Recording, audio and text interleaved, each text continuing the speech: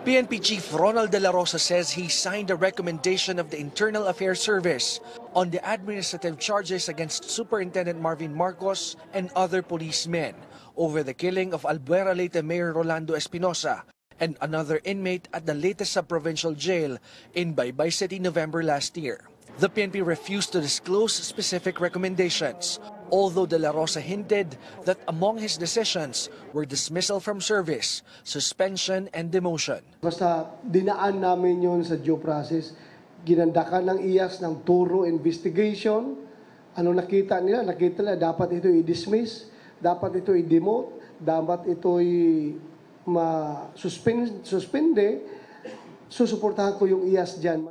Directorate for Personnel and Records Management Chief Rene Aspera says they may disclose the results once they serve the order to the policemen. Upon receipt of the order, the policemen are given 10 days to file an appeal. If the file motion for reconsideration, i-resolve mo na yon before our implementation. Mahirap na baka balikan tayo ng mga tao.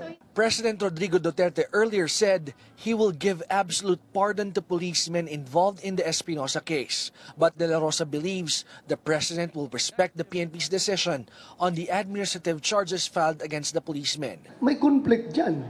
Talaga. Dahil magagalit si Presidente sa IAS, bakit hindi nyo dinismiss yan? Wala tuloy ako mapapardon. Di ba? May intention siya na ipapardon. So, may conflict talaga. Sabihin, Presidente, kayo, bakit nyo hindi nyo dinismiss yan? Wala tuloy akong ipapardon.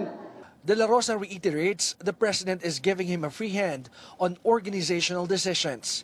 He adds the president never talked to him about the case of Marcos and other CIDG Region 8 personnel. George Cahiles, CNN Philippines.